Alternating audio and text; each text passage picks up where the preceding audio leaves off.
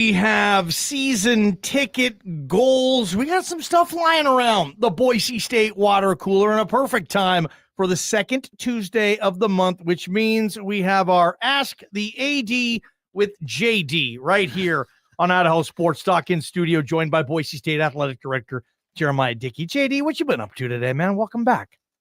Thank you. Thanks for having me back. And hello to Bronco Nation. You're 5 minutes early. How the hell did that happen? Yeah, seriously, especially with the construction. My heart goes out to you guys. That was tough getting into the lot. Crazy being here, man. Yes. Yeah, but that means progress. That means they're doing work outside. That's true. Jeremiah Dickey loves construction cones, Prater. Yeah. So true. I was I was in an all-day retreat with our exec team on campus, and great opportunity for us to connect. Obviously, a lot of changes going on campus.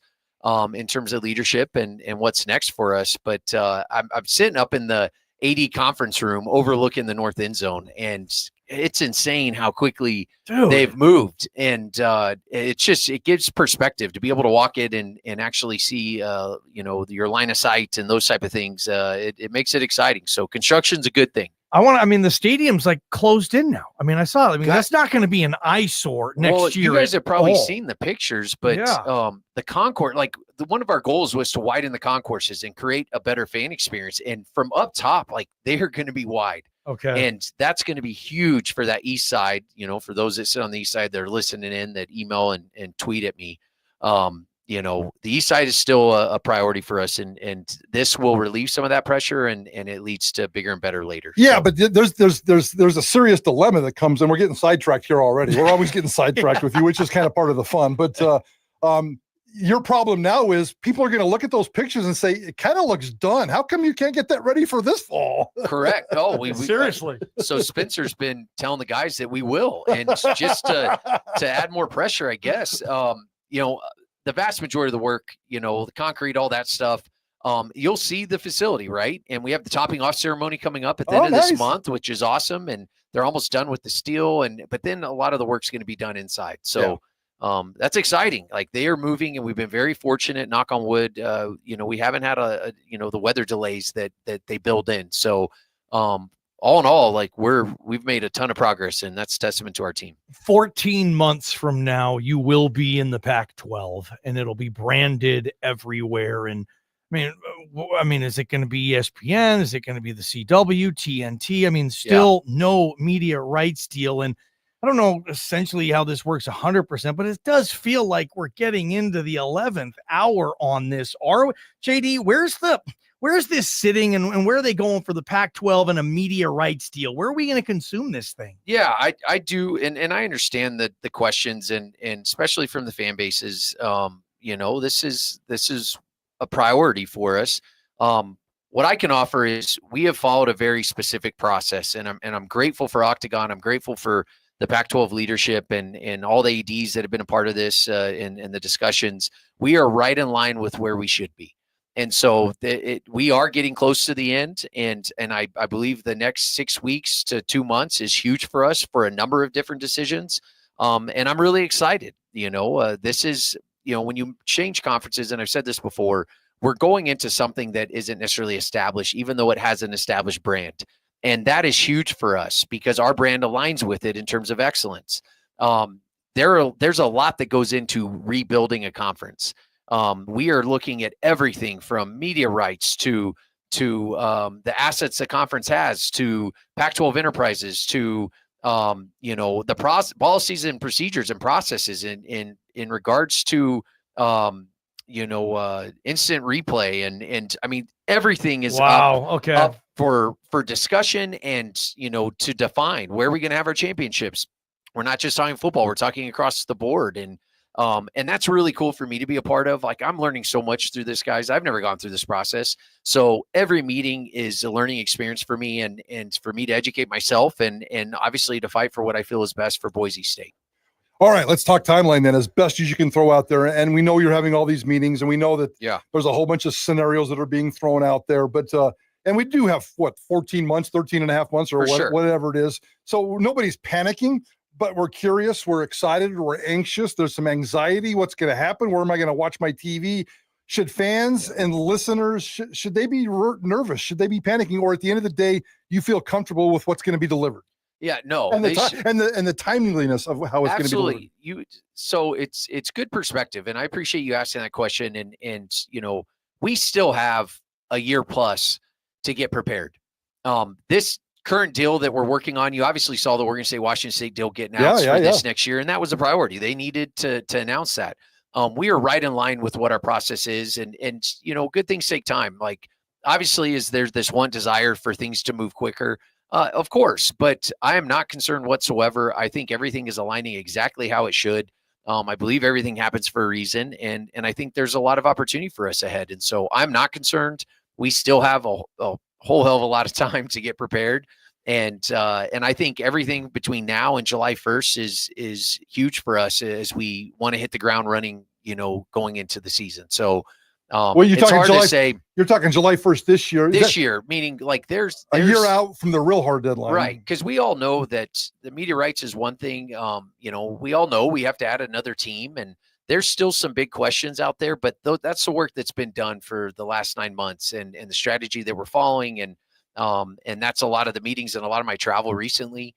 Is just making sure that, and not me specifically, but us as a team in terms of the Pac-12 schools, making sure that we're aligned with what we feel is best for the conference. So I'm excited about it. I'm not nervous at all. If anything, it's opportunity, and it's always what's next. So I do think it's hard to say a timeline, but I do think it's going to happen. I keep saying this.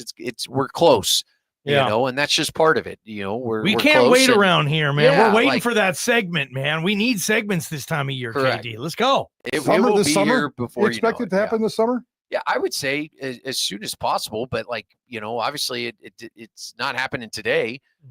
But that's where it's hard to say the timeline. There are a lot of pieces to this, a lot of cooks in the kitchen. There's approval processes, there's active negotiations, there's all these different things that the conference octagon and many others are a part of. And so we're right where we need to be in a good position. Jeramiah Dickey here, Ask the AD with JD on Prater and the Ballgame. All right. This program, in a way, was kind of built on the back of ESPN. I mean, the WAC at the time had that deal with ESPN, and they put the games on all times of time and day and all this. And this fan base, as you probably have heard, had a really nice relationship with ESPN. Yeah. And that went away, and our listeners still talk about it all the time. How does Jeramiah Dickey think is the magic of having ESPN important to your athletic department?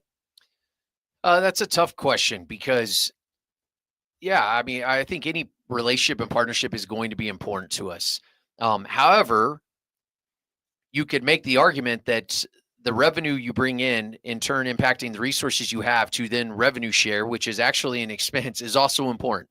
So all of the above is important, and you're splitting hairs maybe in terms of what the future could look like. But ultimately my job is to do what I feel is best. And that means being fiscally responsible of how do we continue to create the resources that I can continue to pour back into our sport programs and give Spencer and Leon and Gordy and other coaches the means to go out and have a very high level of competitive excellence.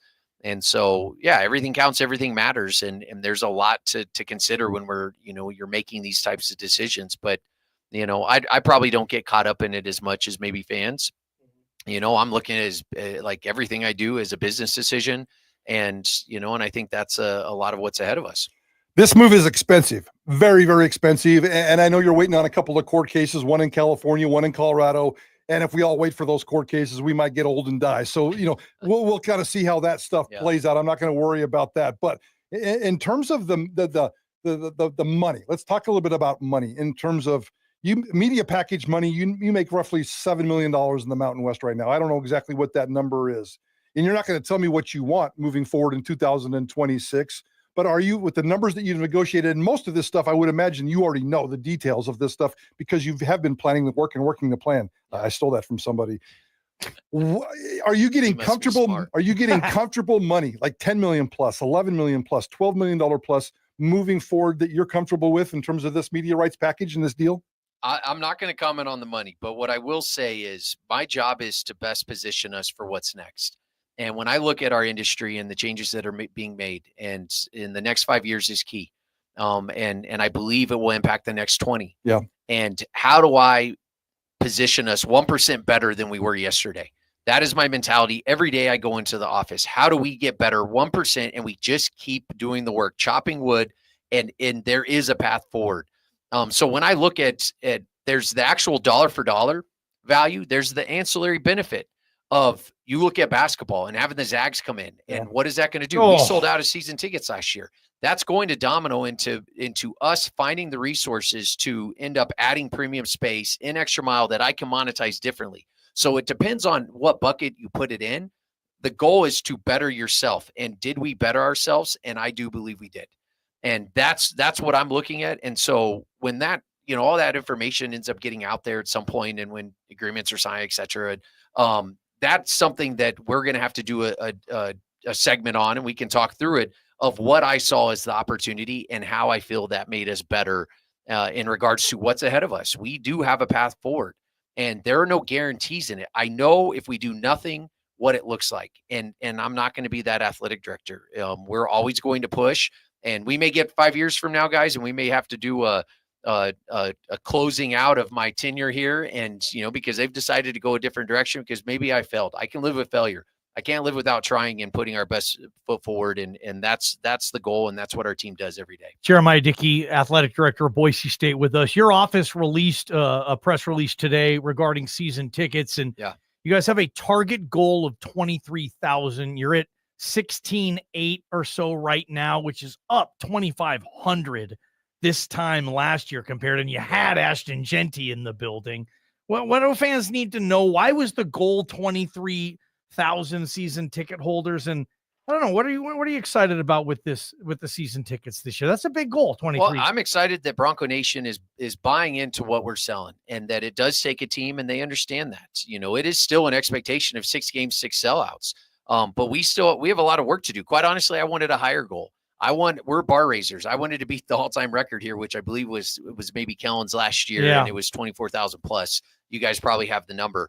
We chose 23,000 because dynamic pricing is important to us. The single game ticket sales are important to us. We know we provide tickets to students, and we know our capacity will be, a little over 33,000 this next year. And so you're backing your way into what do you actually want to sell in season tickets versus what you want to have on the open market versus what you're providing from whether it's a staff standpoint,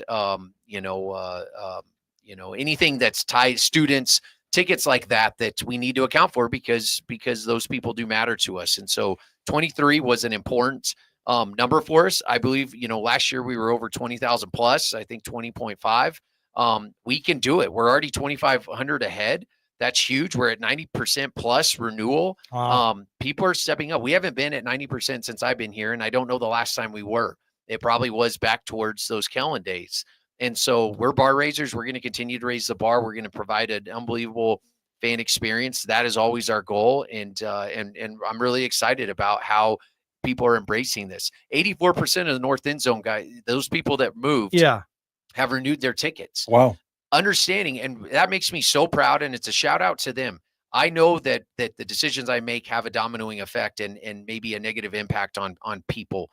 Know that the decisions being made are intentional to how we fund this department because of how we're funded in general.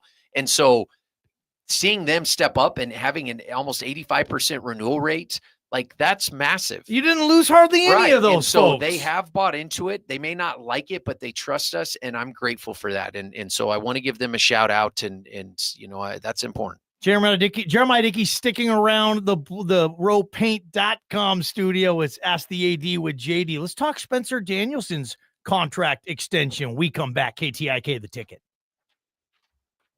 From the Beacon Plumbing Traffic Studio, this is Ticket Traffic.